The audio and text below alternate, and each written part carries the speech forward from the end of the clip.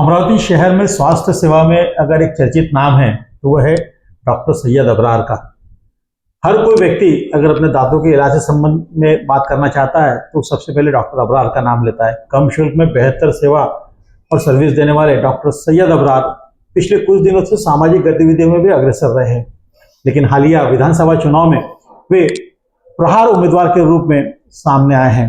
आइए हम बात करते हैं डॉक्टर सैयद अबरार से और जानते हैं कि उनके चुनाव समीकरण और राजनीति में उतरने की मंशा को। तो बात करते हैं डॉक्टर सैयद अबरार से। डॉक्टर साहब, आपका बहुत बहुत स्वागत है। Thank you. सभी को मेरा अस्सलाम वालेकुम, सभी को मेरा प्रणाम। मैं डॉक्टर अबरार। डॉक्टर साहब, डॉक्टर सैयद अबरार चाहे वो हिंदू हो, चाहे मुस्लिम हो या किसी भी समाज का हो, तो डॉक्टर सैयद अबरार का जब भी नाम आता है ना तो वो एक डेंटिस्ट, एक अच्छे व्यक्तित्व के रूप में सामने आता है। अचानक डॉक्टर सैयद अबरार के दिमाग में राजनीति में उतरने की मंशा कहां से आ गई? पिछले 3-4 महीने पहले से पश्चिम क्षेत्र के अंदर एक ऐसा इरादा हुआ सब लोगों का कि इस बार एक नया उम्मीदवार देना चाहिए जो पश्चिम क्षेत्र से हो। तो उस मीटिंग को नौजवानों ने अरेंज किया था। सारे युवा लोग थे, हमारे समाज के जो जिम्मेदार लोग हैं, आलिम उलमा लोग हैं, जो हमारे समाज की डगर को तय करते हैं समाज को किधर जाना है। तो मेन जो है हम सब लोग फॉलो करते हैं हमारे यहाँ के आलिमों को, उलमाओं को, हाफिज़ों को। हमने इनको अपना गाइड बना के रखा है। तो उस मीटिंग में, नौजवानों मीटिंग में मैं गया, बहुत सारे लोग भी थे। कुछ लोगों ने अपने नाम पेश किए, लेकिन तब तक के मैं वहाँ पर कॉम्पिटिटर बोल के या उम्मीदवार बोल के नहीं गया था। मुझे उन्होंने एक मार्गदर्शक बोल के बुलाया गया था। और जब मैं मार्गदर्शक बन के 2-3 बार वहाँ गया और उस मीटिंग में कोई ख़ास नाम सामने नहीं आए, तो सारे नौजवान और हमारे उलमा और हमारे हाफिज़ लोग, हमारे जो अकाबरीन हैं, शहर के ज़िम्मेदार हैं, जो कि हमारे रहनुमा हैं, हमारे गाइड है, उन्होंने सबने मिलके इस पर चर्चा की। भाई लोग सामने नहीं आ रहे। फिर कुछ दिन बाद एक हमारे समाज का, पश्चिम क्षेत्र का एक ग्रुप मेरे पास में आया, जिसमें नौजवान भी थे, कुछ आलिम लोग भी थे, कुछ हाफिज़ लोग भी थे, कुछ जिम्मेदार भी थे। उन्होंने मुझे कन्विंस किया कि ऐसा करते हैं कि इस बार आप आगे आ जाओ। पहले शुरुआत में तो मेरा कोई इरादा नहीं था, क्योंकि मेरा फील्ड डेंटिस्ट्री है एंड मैं डेंटिस्ट्री में काफ़ी वो रहता हूँ। लेकिन फिर मुझे लगा कि चलो इतने लोग बोल रहे हैं, सब लोग बोल रहे हैं कि हम सब साथ हैं और आज के समय में ज़रूरत भी है कि पश्चिम क्षेत्र से भी कोई आगे आए। तो उस बात को मैंने हाँ कहा और इस तरह मेरी एंट्री हुई। पश्चिम क्षेत्र से ही कोई आगे आए, ऐसा क्यों? पश्चिम क्षेत्र में एक बहुत घनी आबादी रहती है। पिछले 3-4 इलेक्शन में, आमदार और खासदार इलेक्शनों में पश्चिम क्षेत्र ने बहुत बड़ा योगदान दिया है। पश्चिम क्षेत्र की जो आबादी है, जो संख्या है, उस संख्या ने पिछले बार 2-3 बार जो आमदार दिया, आमदार देने के साथ साथ हमसे कुछ वादे किए गए थे कि इस बार आप अगर साथ देंगे तो हम इस क्षेत्र से भी कोई आमदार को टिकट देंगे। लेकिन वो वादे पार्टी पूरी नहीं कर पाई। वो वादे पूरे ना होने के कारण पश्चिम क्षेत्र में एक रोष पैदा हुआ। वो रोष पैदा हुआ तो पूरे नई मुहिम चालू करे कि इस बार पश्चिम क्षेत्र का आमदार, इस बार नया आमदार, इस बार अपना आमदार, इस बार मुसलमान आमदार, ऐसे कई नारे लगे। अब जब नारे लगे तो लोगों का रुझान भी बढ़ा, क्योंकि हमारी भूमिका बहुत बड़ी रही है। हमारी इसमें हिस्सेदारी है पश्चिम क्षेत्र की। वो हिस्सेदारी है, भागीदारी के नाते हम लोगों ने कदम आगे बढ़ाया है। लेकिन ऐसा माना जाता है कि पश्चिम क्षेत्र का जो मतदाता है वो किसी एक पार्टी के साथ जुड़ा हुआ है, और जब भी चुनावी समीकरण की बात आती है तो समीकरण ये गिने जाते हैं कि भाई ये एरिया के जितने वोट है वो वोट इस पार्टी को ही मिलेंगे। ये कैसा समीकरण बांधकर, और ऐसा कि भाई सीधे भाषा में कहे तो मुस्लिम मतदाता जो है वो केवल ये पार्टी से समर्पित है, ऐसी एक धारणा है। बिल्कुल आपकी धारणा सही है। अब पिछले कई इलेक्शनों में, आमदार खासदार इलेक्शनों में पश्चिम क्षेत्र ने साबित कर दिया कि उनके वोट निर्णायक रहते हैं। नहीं, लेकिन वो किसी जो एक धारणा आपकी है, जो क्वेश्चन आपका है धारणा, उसमें यह है कि हम सब लोग सेकुलर माइंड के हैं, हम सब लोग समाजी मेलजोल के प्रति एक हो जाते हैं। ऐसी पार्टी जो समाजी मेलजोल लेकर आगे चलती है, ऐसी पार्टी जो किसी धर्म के खिलाफ जहर नहीं उगलती, हम उस पार्टी के साथ हो जाते हैं। हम ये देखते हैं कौन सी पार्टी नफरत बो रही है, कौन सी पार्टी प्यार कर रही है। अब जो पार्टी सेकुलर लगती है, हमारे सारे वोट हम एक साथ मिलकर सेकुलर पार्टी को देते हैं। क्यों? क्योंकि देश की सुरक्षा के लिए, संविधान की सुरक्षा के लिए, देश में अमन शांति के लिए सेकुलर पार्टियों का आगे आना, सेकुलर पार्टियों का सत्ता में आना बहुत जरूरी है। संविधान को बचाना बहुत जरूरी है।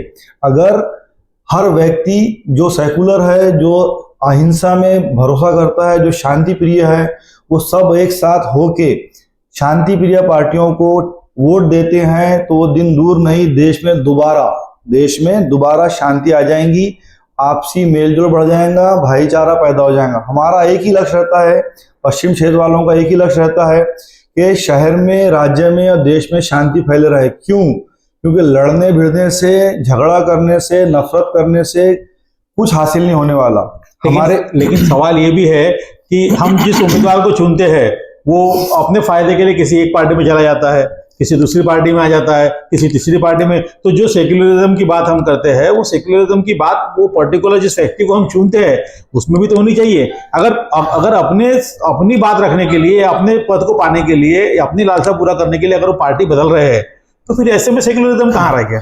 जो पार्टी बदलने का खेल है, मैं तो इसके सख्त खिलाफ हूं। मैं पिछले कई वर्षों से देख रहा हूं, जिस उम्मीदवार को वोट देते वो उम्मीदवार चुन के आने के बाद कुछ समय के बाद दूसरी पार्टी में चला जाता। ये उम्मीदवार आज यहाँ खड़ा है, मैं सेकुलर हूँ, फिर वो ये पार्टी में आ जाता, नहीं मैं सेकुलर नहीं हूँ। ये उम्मीदवार यहाँ से यहाँ आ जाता है, आज मैं सेकुलर हूँ, आज मैं सेकुलर, कल मैं इधर, आज मैं इधर, कल मैं इधर के खेल में पश्चिम क्षेत्र बहुत परेशान हो गया। ये खेल बंद होना चाहिए। ये खेल अगर बंद हुआ और एक उम्मीदवार ऐसा कि जो जिस पार्टी से चुन के आए उससे बंधा हुआ होना चाहिए। मुझे तो ऐसा लगता है कि अगर कोई आमदार को पार्टी बदलना है तो उसने राजीनामा देके सत्ता से संन्यास ले लेना चाहिए, राजनीति संन्यास लेना चाहिए। ये जो हॉर्स ट्रेडिंग है, बिकाऊ पॉलिटिक्स है, ये बहुत गंदी पॉलिटिक्स है और ये पिछले कई सालों से, 10 साल खास तौर से बहुत जोर पकड़ ली है। मेरा तो ये सोचना है जितने उम्मीदवारों ने जिस आदमी को वोट दिए, अगर वो पार्टी बदल दा तो उस नेता को वोटर्स ने उस शहर में एंट्री बंद कर देने को होना, 24 घंटे उसके घर के आगे आंदोलन करने को होना, 24 घंटे उसके घर के आगे घेराबंदी करने को होना, भूख हड़ताल कर देना कि आज आप राजनीति संन्यास ले लो।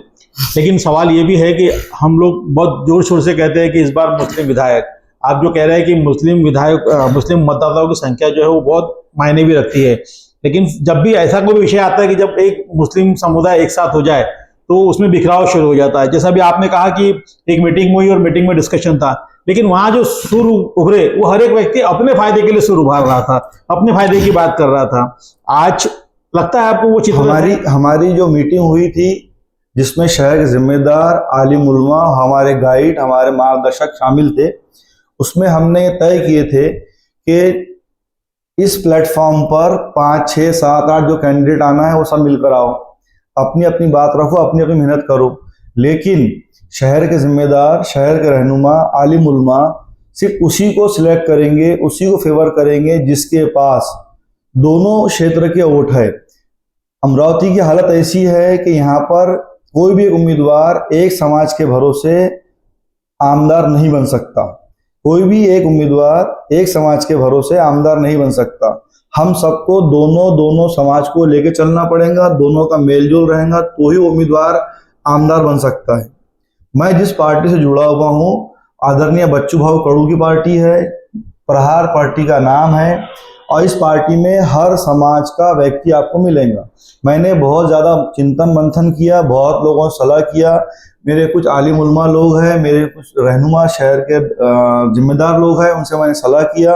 उनको मैंने सलाह किया कि ये मेरी चिंता है, ये मेरी दुविधा है, इस दुविधा में ये सब बातें हैं। तो उन्होंने मुझे बताया कि आप आदरणीय बच्चू भाऊ कड़ू की पार्टी ज्वाइन कर लो, क्योंकि हमारा जो लक्ष्य है हमारा लक्ष्य एक नहीं दो है। हमारा एक लक्ष्य ये है कि एक ऐसा उम्मीदवार हो जो दोनों समाज को, तीनों समाज को, चारों समाज को, पूरे शहर को एक साथ लेकर चले। उसके पास चौतरफा वोट बैंक हो और अपने क्षेत्र का हो, पश्चिम क्षेत्र का हो। नहीं, लेकिन विषय ये है कि अब आप जब मुस्लिम वोटों को विभाजन को लेकर फिर से तैयारी शुरू हो गई है। ये विभाजन अभी आप प्रहार से खड़े हैं, एमआईएम से उम्मीदवार आ रहे हैं, तो ये जो लोग हैं ये सब अलग अलग पार्टियों से उम्मीदवार आ रहे हैं। ये हमारा पहले तय हो चुका था। हमारे जो जिम्मेदार लोग हैं, आलिम उलमा लोग हैं, इन्होंने पहले तय कर चुका था जो भी उम्मीदवार हर समाज को लोकप्रिय रहेगा, हर वो पार्टी जिसके अंदर हर समाज के लोग हैं, हर वो उम्मीदवार जो हर समाज को लोकप्रिय रहेगा, हर वो पार्टी जिसके अंदर हर समाज के लोग हैं, ऐसी पार्टी को हमारे आलिम उलमा जिम्मेदार आगे बढ़ाएंगे। अब हमारी जो प्रहार पार्टी है इसके अंदर हर समाज के लोग हैं। मैं जो हूँ पिछले 27 साल से मैं डेंटिस्ट्री की प्रैक्टिस कर रहा हूँ। मेरे संपर्क में हर समाज का, हर वर्ग का व्यक्ति आता है। आप भी आए हैं, ये भी आए हैं। तो मैं बाकी समाज में भी एक जाना माना चेहरा हूँ। बहुत सारे लोग, अमरावती की 70-80% लोग मुझे जानते हैं, पहचानते हैं।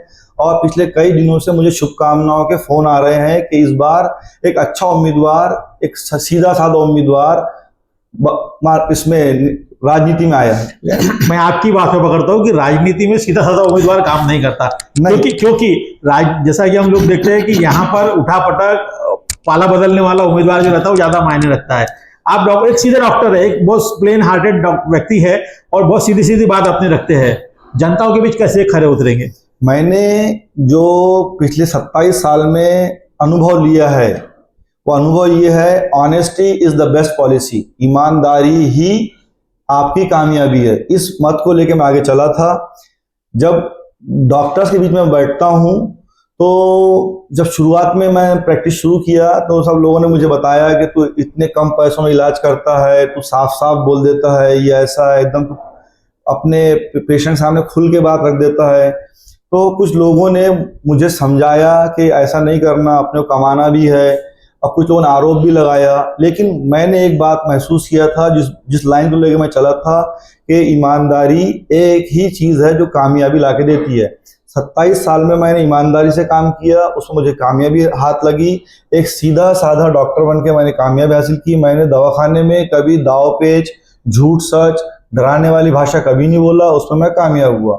अब मैं राजनीति में आया हूं तो मैं यहाँ पर भी एक ही मुद्दा लेके चलूंगा कि honesty is the best policy. ईमानदारी जो है ये कामयाबी की चाबी है। ये जो मानना है कि यहाँ पर चाणक्य लोगों का काम है, यहाँ पर बहुत धुरंधर लोगों का काम है, हो सकता मैं इस धारणा को तोड़ दूं कि राजनीति में सीधे साधे लोग भी कामयाबी हासिल कर सकते हैं। और मेरा पक्का यकीन है कि मैं अपनी सादगी से, अपनी ईमानदारी से, अपनी सच्चाई से, अपनी जबान की पक्के होने से, निष्ठावान होने से मैं अपनी कामयाबी हासिल करूंगा, अपने लक्ष्य को पूरा करूंगा। अमरावती की जनता को क्या कहना चाहेंगे कि डॉक्टर सैयद अबरार को क्यों चुने? अमरावती जनता को मैं एक विनती करना चाहूंगा कि वो मुझे क्यों चुने। उसका एक कारण है कि पिछले 27 सालों से मैं बहुत ईमानदारी के साथ काम करते आया हूं। समाज के, शहर के, पूरे डिस्ट्रिक्ट के, अमरावती के नहीं, आसपास के गांव के 50-60 किलोमीटर के दायरे में जितने भी गांव आते हैं, हर गांव के लोग मेरे पास आते हैं। मुझे दो मुझे वो सर्टिफिकेट देते हैं, एक ही डॉक्टर ईमानदार है और दूसरा ये कम पैसों में अच्छा इलाज करता है। तो मैं इस दो मुद्दों को लेकर अपनी वोटर्स से, अमरावती क्षेत्र के वोटर्स से विनती करूंगा कि वो मुझे वोट दे, क्योंकि उन्होंने मेरा भूतकाल देखा है, मेरा पास्ट देखा है। मेरा पास्ट, मेरा माजी, मेरा भूतकाल बहुत ईमानदार रहा है, सच्चा रहा है, अच्छा रहा है। मैंने कभी किसी को तकलीफ नहीं दिया हूं। और अगर अमरावती की जनता मुझे वोट देती है तो ये एक नई धारणा, एक नई विचारधारा पैदा होंगी कि समाज के अंदर, राजनीति के अंदर डॉक्टर्स भी आ सकते हैं और मेरे जैसे सीधे साधे लोग भी आ सकते हैं, अपना कदम जमा सकते हैं। मुझे कई लोगों ने बोला कि इस राजनीति में धुरंधर लोग होना, चाणक्य लोग होना। मेरा यह मानना है कि धुरंधर, चाणक्य सिर्फ यही एक क्वालिफिकेशन नहीं है। राजनीति में रहने का, चलने का, टिकने के लिए धुरंधर होना, चाणक्य होना, यही सिर्फ एक क्वालिफिकेशन नहीं है।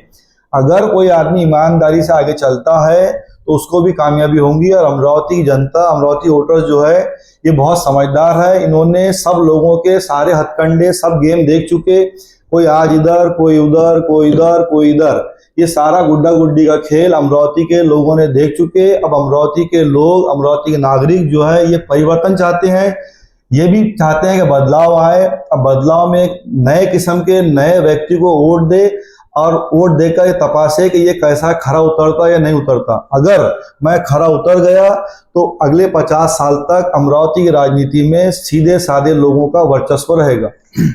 एक आमदार विधायक के रूप में आप चुनाव लड़ने जा रहे हैं, विधायक के लिए चुनाव लड़ने जा रहे हैं, आने वाले सालों के लिए आपके पास अमरावती के विकास का क्या विजन है? विकास के लिए दो बातें हैं, एक है शहर का विकास, एक है आम आदमी का विकास। तो शहर का विकास जो है, आज से 10-15 साल पहले इस बात को गिना जाता था कि अपने शहर में एयरपोर्ट होना, अपने शहर में अच्छी सड़कें होना, अपने शहर में फ्लाईओवर होना, अपने शहर में बड़ी बड़ी नालियां, नाले साफ सुथरे होना, ये सब 15 साल पहले, 10 साल पहले माना जाता था कि विकास की निशानी है। लेकिन अब जमाना बदल गया, 2024 आ गया है। आज की तारीख में विकास के लिए आपको ये सब बातें बेसिक हो गई है। अभी विकास से वंचित जो चीजें हैं वो 2-3 मुद्दे हैं जो जिस पर पिछले 15 साल में ध्यान नहीं दिया गया। पहला है हॉस्पिटल्स। मैं पिछले 15-20 साल से देख रहा हूं कि अमरावती के सरकारी हॉस्पिटल जो है ये बहुत कमजोर हो गए। अगर पिछले 15 साल पहले विमानतल, एयरपोर्ट की जगह और फ्लाईओवर, बड़े बड़े फ्लाईओवर की जगह बड़े बड़े हॉस्पिटल्स और बड़े बड़े एजुकेशन के इंस्टीट्यूट्स और बड़े बड़े सरकारी हॉस्टल्स बनते थे जिसमें के गरीब बच्चे आगे पढ़ते थे, और अच्छे हॉस्पिटल्स बनते थे बड़े, जिसमें गरीब लोगों को आराम से इलाज मिलता था, तो आज शहर का दृश्य कुछ और होता। क्यों? क्योंकि हॉस्पिटल हो गया, सरकारी हॉस्पिटल बड़े और नए, सरकारी इंस्टीट्यूट बड़े और नए। आज शिक्षा बहुत महंगी हो गई है, सरकारी इंस्टीट्यूट बहुत कम पढ़ रहे हैं, बच्चों को शिक्षा लेने के लिए, तालीम हासिल करने के लिए बहुत पैसे देना पड़ता। अगर विमानतल और फ्लाईओवर के साथ साथ इस पर भी काम होता, हॉस्पिटल्स, एजुकेशनल इंस्टीट्यूट्स और सरकारी हॉस्टल्स जो बच्चों को कम पैसों में रिहाइश देते हैं, तो समाज का बहुत फायदा होता। मेरा ये लक्ष्य है कि शहर के विकास के साथ साथ आम नागरिक का, आम गरीब आदमी का, छोटे व्यापारी का, हाथ गाड़ी वाले का, ठेले वाले का, चिल्लर हॉकर का, ऑटो वाले का, रिक्शे वाले का, इन सब का विकास होना चाहिए। ये जितने गरीब गुरबा लोग हैं ये विकास से वंचित है। गरीब लोगों को विमानतल की जरूरत नहीं है, गरीब लोगों को फ्लाईओवर की जरूरत नहीं है, गरीब लोगों को बहुत चौड़े रास्तों की जरूरत नहीं है।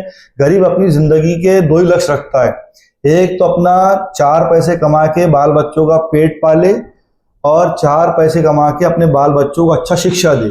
लेकिन पिछले 15-20 साल के अंदर गरीब ही रहा और या तो और भी गरीब हो गया।